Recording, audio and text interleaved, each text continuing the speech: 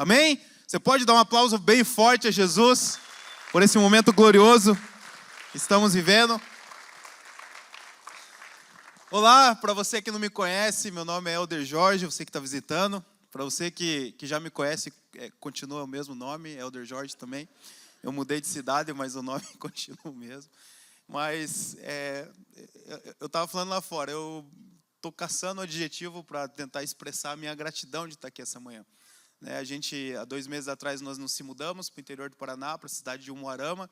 E o primeiro mês, para mim, foi muito difícil, porque acho que pela primeira vez em muitos anos eu senti saudade. Eu sou uma pessoa que eu não vivo com saudade, porque eu descobri que viver com saudade é você viver olhando para o que passou. É você caminhar para o teu futuro, só que olhando para trás. E se você está dirigindo e você fica olhando para trás, você perde a direção para onde você está indo. E eu descobri que o nosso passado ele tem que ser um retrovisor. Você só olha para ele para pegar referência, mas você não tira os olhos daquilo que está na frente. Pessoas que são muito presas no passado, elas tiram os olhos do futuro e por isso a vida delas fica desgovernada. E eu descobri que para que você possa não viver com saudade do passado, você precisa fazer o seu presente ser melhor do que o que passou. Porque você não tem saudade daquilo que era pior. Se você hoje mora numa casa melhor do que a última, você não tem saudade da última.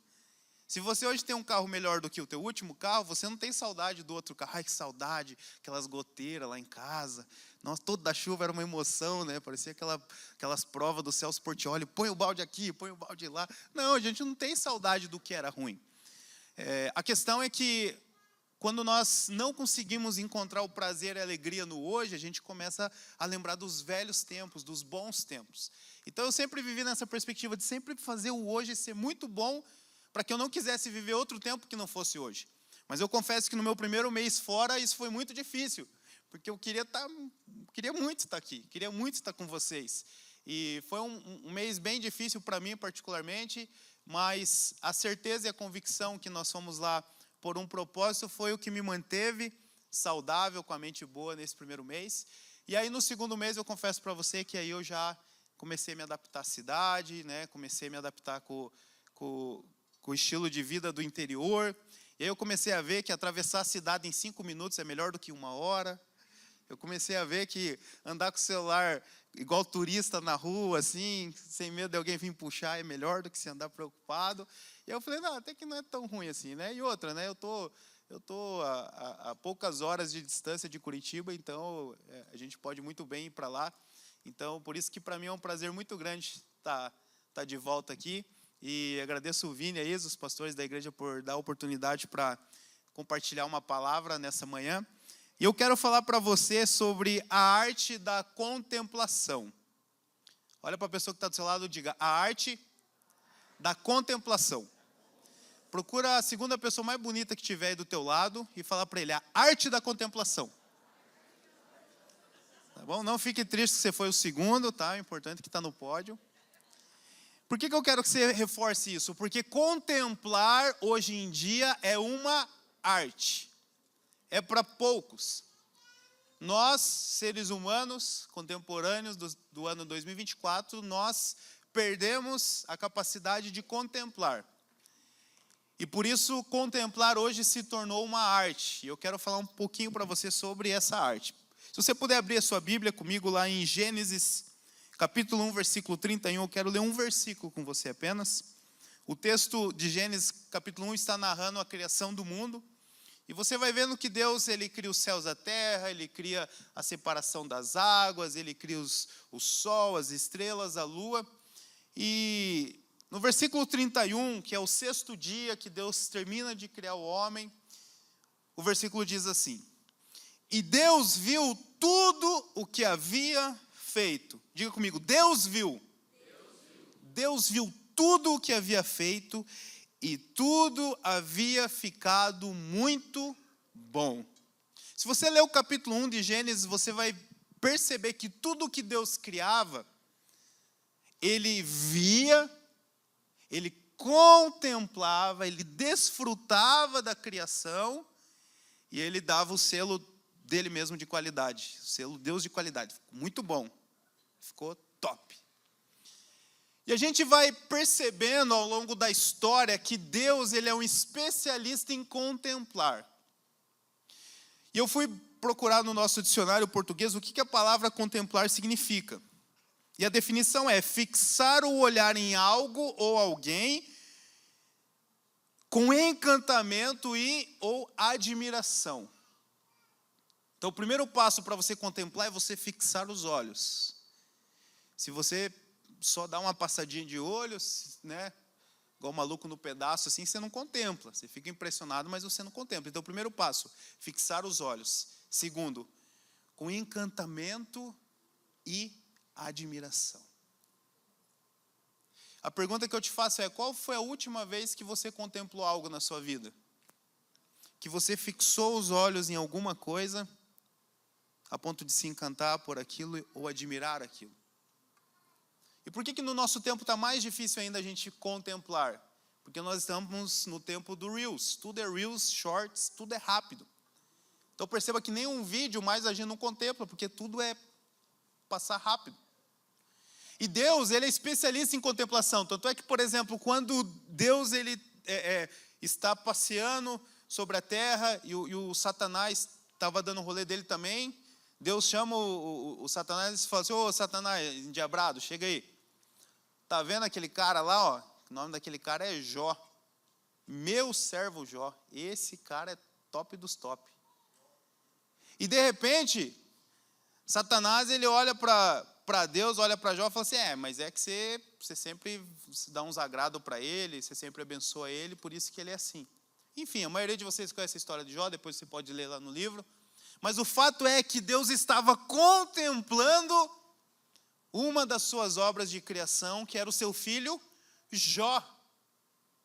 Outro texto a gente vai ver Deus contemplando é quando Jesus termina de ser batizado, e aí quando Jesus sai das águas, Deus fala lá do alto: esse é o meu filho amado em quem eu tenho prazer. Então a contemplação, ela é uma característica do próprio Deus, que ele fixa os olhos, ele presta atenção em algo que o encanta, que o deixa admirado. E essa característica de Deus é uma característica que ele colocou dentro de nós, porém, por alguns motivos, nós não temos praticado isso. E uma das coisas boas que a vida no interior me trouxe nesses dias é que potencializou isso na minha vida. A vida no interior, as pessoas elas não estão pilhadas igual nós estamos aqui. Aqui está todo mundo com pressa, a gente está na igreja, vê a hora de ir embora, a gente está num lugar já querendo estar no outro, é muito trânsito, é muita barulho, todo mundo buzinando. E a vida no interior não, as pessoas não têm pressa, até porque 5 minutos você está em qualquer lugar da cidade. Eu estou lá 2 meses, eu não ouvi uma buzina até hoje, você acredita? E o pessoal é mais ruim de braço do que nós aqui. Mas eles não buzinam. A Thaís, né? A Thaís, ela tem carteira há alguns anos e agora que ela está começando a praticar mais com o carro. E aí um dos medos dela, o que era, né? Aquele negócio, né? A pessoa quando tá sem prática, ele fica lembrando da autoescola, solta o pé da embreagem até o carro começar a tremer, aí você vai acelerando. E a gente que tem um pouquinho mais de experiência, você fica lá atrás com o carro assim, né? E olhando e fala: meu Deus do céu, cara, é 1 minuto para andar com o carro, né? E quem está aprendendo fica inseguro de andar na rua, porque sabe que qualquer coisa estão buzinando. E lá não, lá ela saiu tranquila, né? O pessoal espera. Por quê? Porque a vida tem um ritmo mais lento. As pessoas não são tão desesperadas. E aí eu percebi que quando você tem a vida num ritmo mais lento, você tem mais facilidade de contemplar, de fixar os seus olhos em algo e admirar aquilo. E isso começou a me chamar muito a atenção. Eu pratico isso aqui que eu estou te falando já há alguns anos, mas isso potencializou na minha vida no interior. E eu passei a contemplar mais as coisas e as pessoas à minha volta. E eu quero falar com você sobre 3 níveis de contemplação que, se você compreender isso aqui, você aplicar na sua vida, isso vai ressignificar o sentido dela. Eu garanto para você que isso aqui ressignifica instantaneamente a sua vida. Essa é uma palavra prática que ela tem um poder de ressignificar a sua vida já amanhã. Na sua primeira segunda-feira, depois dessa palavra, o seu dia, sua semana, o seu ano pode ser diferente. E o primeiro nível de contemplação, que eu gostaria que a partir de hoje você conseguisse abrir os teus olhos e olhar fixamente para essa contemplação, com admiração e encantamento, é você contemplar o que você tem. Contemplem o que você tem. Você já parou para pensar que hoje você tem muitas coisas que são respostas de uma oração que você fez no passado? E que talvez aquilo que você tem hoje, que é uma resposta de orações que talvez você fez por anos, ou talvez por gerações, talvez o que você tem hoje é um fruto das orações dos seus pais, talvez dos seus avós. Você já parou para pensar que aquilo que você tem hoje é possivelmente respostas de orações que, ao invés de você estar contemplando isso com um olhar de admiração e encantamento, talvez é o motivo da sua reclamação e da sua murmuração? Eu lembro que quando eu tinha 17 para 18 anos, eu era menor aprendiz na Bosch, aí eu saí quando eu fiz 18 anos e eu estava na expectativa deles me chamarem para poder trabalhar na fábrica. E pensa no tamanho da expectativa de um jovem de 18 anos de idade. Naquela época, trabalhar na Bosch era o top que tinha da onde eu vinha. E eu tinha muita expectativa. Eu fiz jejum, oração, campanha, prometi o primeiro salário ia dar na igreja. Tudo que eu podia tentar convencer a Deus, eu fiz, para dar certo. E orei, e chorava. Deus, o Senhor conhece meu coração, eu não vou ficar metido trabalhar na Bosch. Porque quando eu era menor aprendiz, eu voltava com o crachá no ônibus, só para mostrar que eu trabalhava na Bosch. Não tirava o crachá, vinha assim, ó. E aí quando eu via que ele virava, eu desvirava. Eu falei, Deus, eu não vou mais fazer isso, eu não vou ficar metido. Eu prometo. E aí, eu consegui. Eu entrei na Bosch, me tornei funcionário da Bosch, realizei o meu sonho. E aí você chega lá, rapaz, aí é aquela integração que todo mundo sabe como é que é, né? Não, porque é isso, porque é a política da empresa, você fala, eu vou fazer tudo. Era isso aí mesmo, eu vou dar o sangue pela empresa, eu vou vestir a camisa, a calça, se tiver cueca também, eu vou fazer tudo pela empresa. Não, porque tem muita gente que depois de um tempo desanima, eu não vou desanimar, isso aqui é meu sonho. E aí você chega naquilo ali que é a tua resposta de oração, uau! Só que de repente começou a passar deu uns 3 meses de empresa, e aí você já tem ali a rapaziada, já começa a fazer uma amizade, e daí você já fala, bem que o PLR não é aquelas coisas, né? Pensando bem o salário, pelo tanto que eu trabalho aqui, não é tão bom quanto eu achava que era. Aí, daqui a pouco, né, eu chegava meia hora antes de bater o cartão para estar lá, ficava cheirosinho. Daqui a pouco comecei a chegar 20 minutos antes, depois 10, depois chegava 5 minutos, e depois estava dando um monte de desculpa porque eu estava chegando atrasado. E aí aquilo que era a resposta da minha oração se tornou para mim agora um motivo de murmuração. Eu comecei a reclamar, essa empresa aqui, fico fedido de óleo, ou esse jaleco aqui, esse PLR aqui, não dá nem para aposentar com 1 ano de trabalho. E aí, rapidamente eu esqueci que eu estava desfrutando da resposta da oração que eu mesmo fiz. E eu substituí a alegria de ter alcançado aquilo pela murmuração, pela reclamação e pela insatisfação. E a pergunta que eu te faço hoje é, você tem desfrutado daquilo que você vive hoje, que é uma resposta de oração que você fez um dia? Ou talvez hoje é um motivo de ansiedade, de tristeza?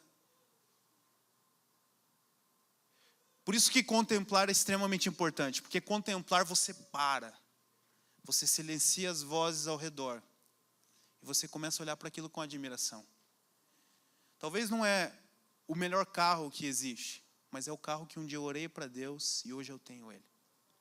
Talvez não é o melhor emprego, talvez não é a melhor empresa, talvez não é o melhor celular, não é a melhor roupa, mas eu sei de onde eu saí. Eu sei o que eu tinha. Tem mais isso, né? Quando você chega no início da empresa, aquelas indústrias lá, como que é, Lucas? Você que trabalha lá? Cadê o Lucas? Que serve a comida? Esqueci o nome. Tinha as Docelândia, era Docelândia? Risotolândia. Rapaz, você chega no primeiro dia e fala, meu Deus, eu vou trabalhar num restaurante, né? É um sonho, posso escolher as opções, passa 3 meses, não tem comida que preste mais. E eu lembrava que quantas vezes a gente comia em casa arroz, feijão e salsichão frito, que era o que a gente tinha de mistura, e daqui a pouco eu estou lá, tenho 4, 5 opções de comida no restaurante da empresa e nenhuma delas mais serve para mim. Porque perdi a contemplação. Mas de repente você para olhar para tudo aquilo e você contempla. Você fala, obrigado, Senhor. Obrigado pelo que eu tenho hoje de comer, de beber, porque eu tenho como me locomover, porque eu tenho onde morar. E isso faz com que o seu coração se alegre sem que você precise de coisas novas. Porque sabe o jeito que nós vivemos hoje? Nós oramos por algo, Deus nos dá aquele algo, só que como nós não contemplamos aquilo, nós não desfrutamos daquilo, a gente já está insatisfeito e está buscando algo novo. Só que se você não consegue desfrutar daquilo que você já tem hoje, quem disse que aquilo que te falta é o que vai fazer você desfrutar? Porque é uma sequência. É uma sequência. A gente acha que se comprar só aquele tênis, que se comprar só aquela bicicleta, que se comprar só aquela moto, que se comprar só aquele carro, que se comprar só aquela casa, é só aquilo lá que eu preciso para estar satisfeito. Só que isso não tem fim. Essa é a cenoura na frente do burro que ele nunca alcança. Porque a satisfação e a plenitude não está naquilo que te falta. A satisfação e a plenitude está em você contemplar aquilo que você já tem. Então, o primeiro nível de contemplação que nos falta hoje é contemplar aquilo que nós já temos. O segundo nível de contemplação é você contemplar quem você tem. O primeiro é você contemplar o quê? O segundo nível, mais profundo, é você contemplar quem você tem. Qual foi a última vez que você olhou para a tua esposa e você fixou seus olhos nela com encantamento e admiração? Qual foi a última vez que você olhou nos olhos da sua mãe, do seu pai, e fixou os olhos nele com encantamento e admiração? Ou nos seus filhos? Ou no seu irmão? Será que a gente consegue, as pessoas que estão do nosso lado, olhar dentro dos olhos dela com encantamento e admiração, desfrutar dessa relação, dessa pessoa incrível que você tem na vida? Ou a insatisfação, a correria, ela te roubou a contemplação de quem você tem? Lucas 10, versículo 38. Caminhando Jesus e os seus discípulos chegaram a um povoado, onde certa mulher chamada Marta o recebeu em sua casa. Maria, sua irmã, ficou sentada aos pés do Senhor, ouvindo-lhe a palavra. Marta, porém, estava ocupada com muito serviço, e aproximando-se dele, perguntou: Senhor, não te importas que minha irmã tenha me deixado sozinha com o serviço, dizendo-lhe que me ajude? Respondeu o Senhor: Marta, Marta, você está preocupada e inquieta com muitas coisas. Olha isso. Olha, Deus falando essa manhã. Marta, Marta, você está preocupada e inquieta com muitas coisas. Aonde está escrito Marta, Marta, você vai falar seu nome. Você vai dizer Elder, Elder, João, João. Você está preocupado e inquieto com muitas coisas. Vamos lá no 3. 1, 2, 3. Elder, Elder, você está preocupado e inquieto com muitas coisas. Todavia, apenas uma é necessária.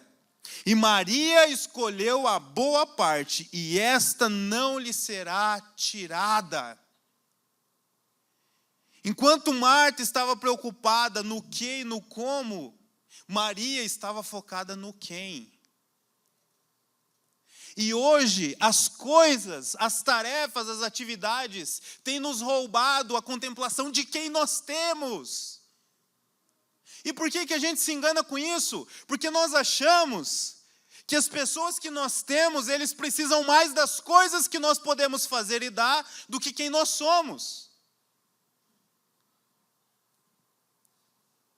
Eu não já perdi a conta de quantas vezes eu já conversei com pais que falam que eles não conseguem dar atenção e passar tempo com os filhos porque eles estão trabalhando muito.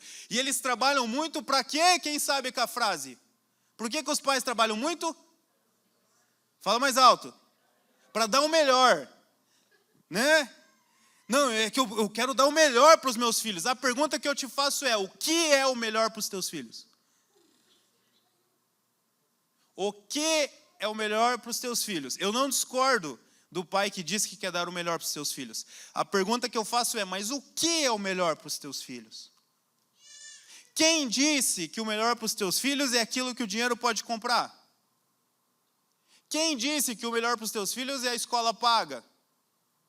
É andar numa SUV, que tem mais espaço para cadeirinha? É fazer viagens? Quem disse? Da onde que a gente tirou essa frase pronta?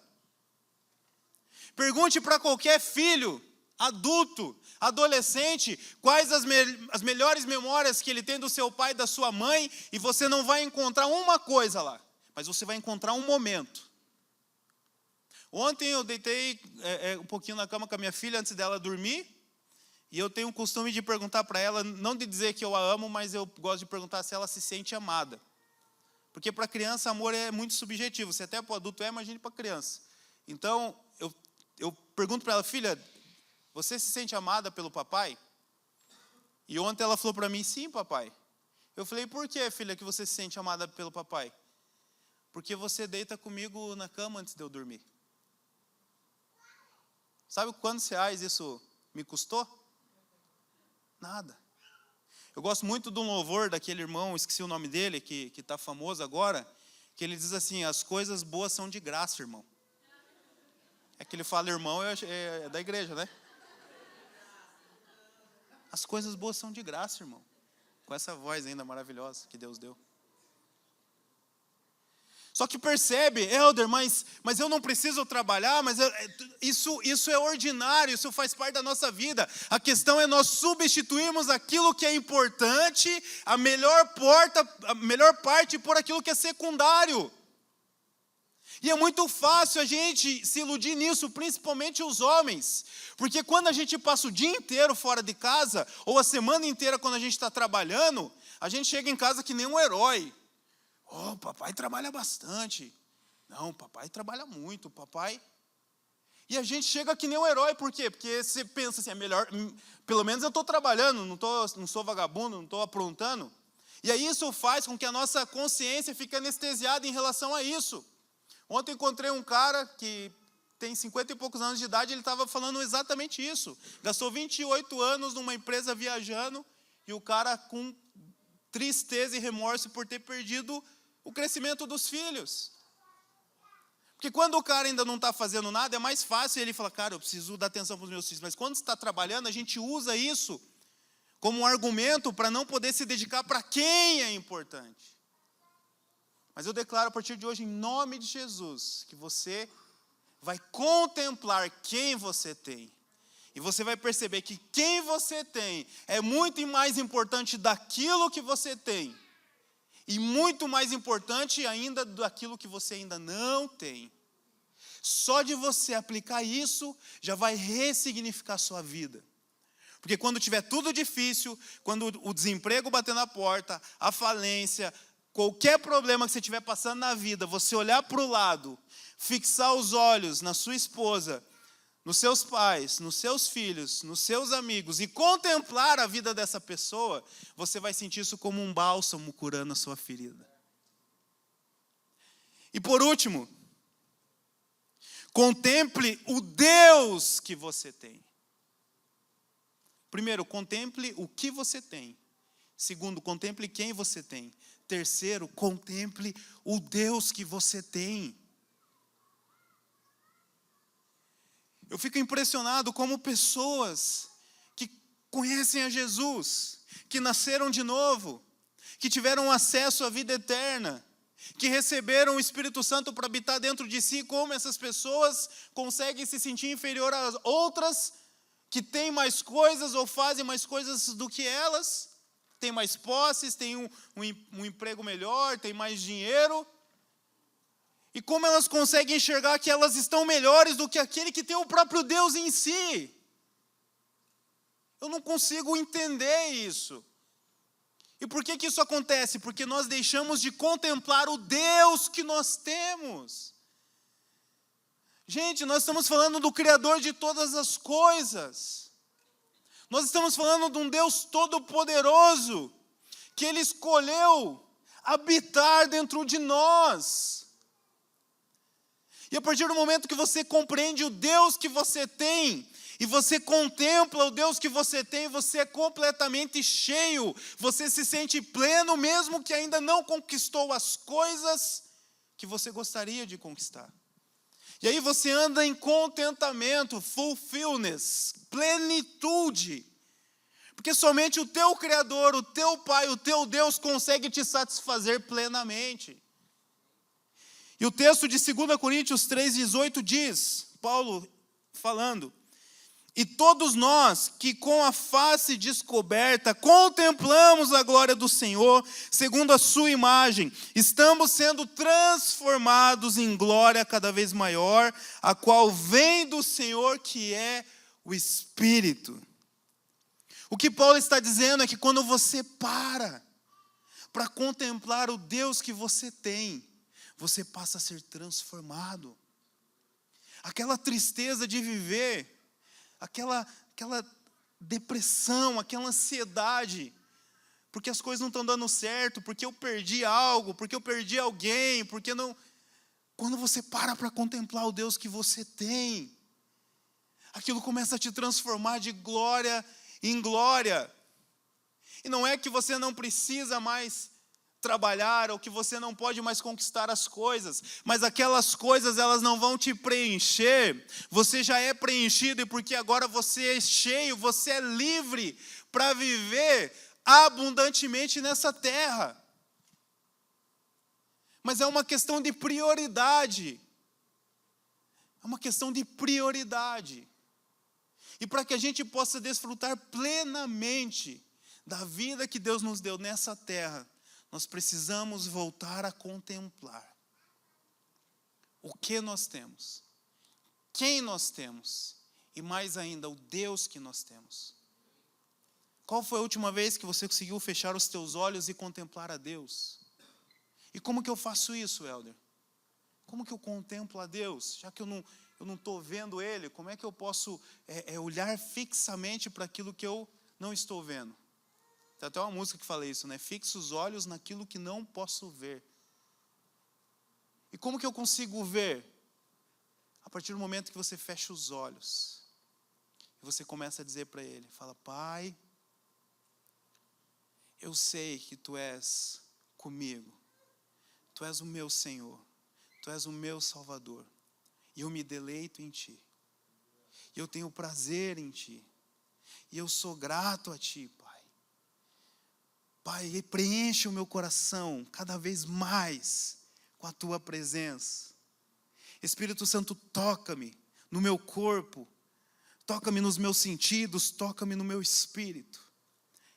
Essa simples oração, ela é suficiente para você começar a contemplar o Deus que você tem. Além disso, você começa a caminhar pelas Escrituras, e você começa a ler sobre a bondade de Deus, sobre o amor de Deus, sobre o Deus que você tem, o Pai que você tem, e isso faz com que você fixe os olhos, e você começa a contemplar. Meu Deus é bom, meu Deus é amoroso, o meu Deus é um Pai que quer reunir na sua mesa muitos irmãos. Para finalizar, a ansiedade pelo que não tem e a ingratidão daquilo que você já possui está lhe roubando a alegria da vida. Aquilo que você não tem e não ser grato pelo que você já possui está te arrancando a alegria da sua vida. Você foi criado à semelhança de Deus e através do Espírito Santo, você pode começar hoje a contemplar coisas, pessoas e o próprio Deus que você possui. Eu quero orar com você essa manhã, porque esse simples ato de você contemplar, ele tem um poder de te curar. Deus deixou claro para a gente essa manhã que é uma manhã de cura. Algumas pessoas foram curadas na imposição de mão, outras pessoas foram curadas através de uma palavra lançada, e existem outras pessoas que vão ser curadas ao decorrer dessa semana através da contemplação. Toda vez que você se sentir afligido, apertado pela vida, pelas circunstâncias, por pessoas, por a falta de algo, eu quero que você lembre dessa palavra. Tire um tempo para você. Feche os teus olhos e comece a contemplar. Eu queria que você fizesse exercício nesse momento. Feche os teus olhos. Comece a contemplar o que você já tem, que talvez você não tinha percebido. Talvez é um emprego, talvez é uma empresa, talvez é onde você mora, talvez é o carro que você tem, talvez é a profissão que você se formou, que era um sonho. Quem sabe você está insatisfeito com isso hoje, mas lembra do dia que você pediu isso para Deus. Lembra do dia que você desejou isso. Lembra da expectativa que você tinha naquele momento. E olha só, aconteceu. Você está vivendo. Você alcançou. Não deixa que as coisas que você ainda não tem te roubem a alegria daquilo que você já possui. Você hoje está vivendo as respostas das orações que você fez no passado. Não desperdice a contemplação disso. Comece a pensar também agora em quem você tem. Talvez são seus filhos, seu cônjuge, talvez são seus pais. Talvez o seu pai te abandonou, mas teve um tio, uma tia que foi Jesus na sua vida. Talvez são as pessoas que estão nessa sala, as pessoas dessa igreja, são amigos. Pessoas que você não tinha parado para prestar atenção, mas ela é a manifestação de Jesus na sua vida. Que quando você está perto dela, é diferente, é uma pessoa muito especial. Talvez você não tinha parado para prestar atenção nisso. O quanto você é amado e o quanto você é querido por Deus, a ponto dele colocar essa pessoa do seu lado. E por último, agora eu quero que você contemple o Deus que habita dentro de você. Lembre-se, você não morre mais. Você vive para sempre. Você tem a capacidade de poder deitar a cabeça no travesseiro sabendo que se os olhos não se abrirem nessa terra amanhã, os olhos vão se abrir na eternidade. Você tem um Pai que Ele habita dentro de você, Ele é teu companheiro todos os dias. Ele não te deixa só. E a partir da manhã, o momento que você se sentir só, você vai lembrar que você não está só. Porque Ele prometeu um dia que Ele estaria contigo todos os dias até o fim. Você não está só, você não esteve só. Mesmo o dia que você achava que estava só, Ele estava lá contigo. Contempla isso. Lembra do dia que você pensou em tirar sua vida? Lembra do dia que você pensou que seria o fim? Talvez uma traição, talvez um divórcio, talvez uma falência, talvez uma ofensa, uma doença, a perda de uma pessoa amada ali, você estava no ápice da dor e você achou que ali seria o fim, que você não suportaria, mas Ele estava lá. E porque Ele estava lá, hoje você está aqui e Ele está te lembrando disso. Você consegue contemplar? Contemple, contemple. Levante os seus olhos e contemple. Ele é o Rei dos Reis, Senhor dos Senhores. E podendo habitar em qualquer lugar do mundo, Ele escolheu habitar dentro de você. Amém? Continue com seus olhos fechados. Vou chamar o Ciro aqui. Agradeço a oportunidade em nome de Jesus. Você já se sentiu assim? Deformada? Presa num lapso? Revivendo conversas como se estivesse faltando algum pedaço? Você fecha os olhos e ainda enxerga aquela menina aflita, em busca de acolhimento. Um lugar seguro ou alguém que consiga colocar em palavras aquilo que só você sente. Eventos que ocorreram há muito tempo alteram de modo quase permanente muitas mulheres. O coração ferido da mulher que sofreu abuso ou a mente da menina que presenciou os mais hediondos atos de crueldade e testemunhou espancamentos, estupros, agressões, é semelhante a uma boneca de pano rasgada, e seus tecidos continuam a fazer-se visíveis ao longo da sua vida. E até mesmo as lágrimas mansas, os passos apressados e os olhares vazios evidenciam a busca pelo encontro da voz que colocará em palavras essas feridas abertas.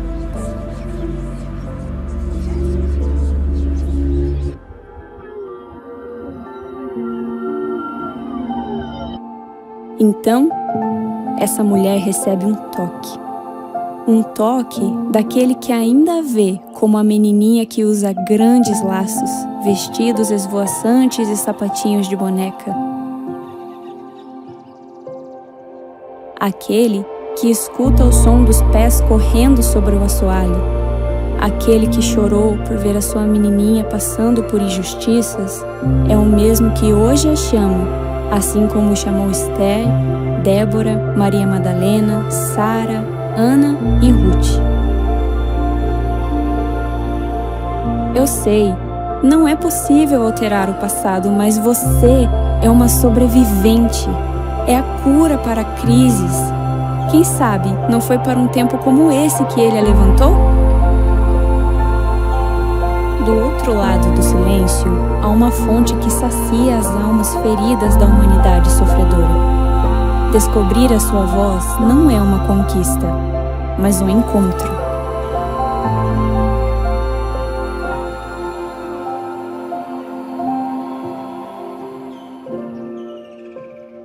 E esse encontro foi marcado. Você aceita o convite?